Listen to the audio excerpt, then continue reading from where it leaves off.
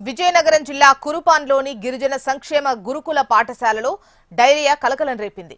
నలుగురు విద్యార్థినులు ఒక్కసారిగా వాంతులు విరోచనాలతో తీవ్ర అస్వస్థతకు గురయ్యారు.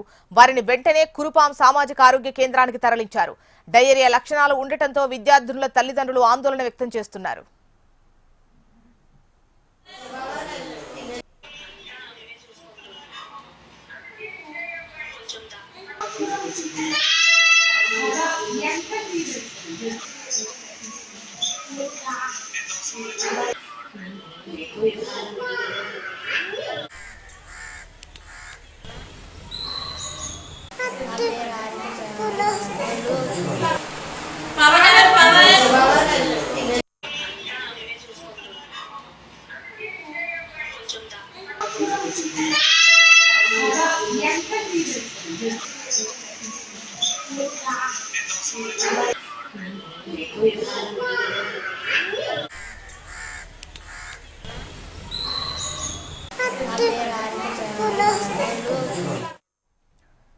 విజయనగరం జిల్లా కురుపాన్లోని గిరిజన సంక్షేమ గురుకుల పాఠశాలలో డయేరియా కలకలం రేపింది.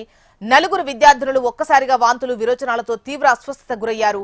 వారిని వెంటనే కురుపాం సామాజిక ఆరోగ్య కేంద్రానికి తరలించినట్టుగా తెలుస్తోంది. డీటెయిల్స్ మనకు శ్రీధర్ అందిస్తారు. శ్రీధర్, చెప్పండి, ఆ పిల్లల సిచ్యువేషన్ ఎట్లా ఉంది? డాక్టర్స్ ఏమంటున్నారు? వివరాలు ఎలా ఉన్నాయి?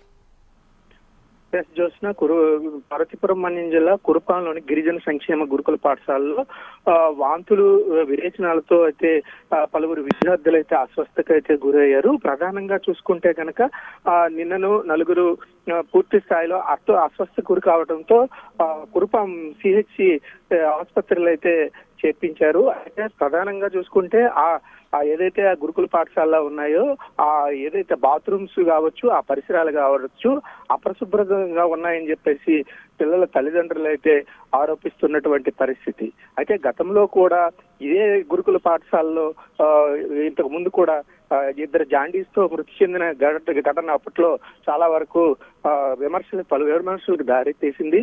ప్రస్తుతం అయితే ఈ నలుగురు విద్యార్థులు కూడా 10th, 9th, ఇంటర్మీడియట్ విద్యార్థులు కూడా ఉన్నారు. ప్రస్తుతానికి వీళ్ళకి చికిత్స అయితే పూర్తి స్థాయిలో అందుతుంది. వాళ్ళ ఆరోగ్యం నిలకడగా ఉందని చెప్పేసి ఆ వైద్యులు అయితే చెప్తున్నారు. మరోవైపు ఇక్కడ అపరిశుభ్రంగా ఉండటం వల్లే ప్రధాన కారణం అని చెప్పేసి తల్లిదండ్రులు అయితే ఆరోపిస్తున్నారు. ఇంకా లోపల కూడా ఇంటర్నల్ గా పలు విద్యార్థులు అయితే అస్వస్థకు గురయ్యారని చెప్పేసి అక్కడ ఉన్నటువంటి స్థానికులు అయితే చెప్తున్నారు. దీనిపైన అధికార యంత్రాంగం పూర్తి స్థాయిలో అప్రమత్తం అవ్వాలని చెప్పేసి విద్యార్థుల పట్ల తగు జాగ్రత్తలు తీసుకోవాలని వారంతా సూచిస్తున్నటువంటి పరిస్థితి. జోసెఫ్.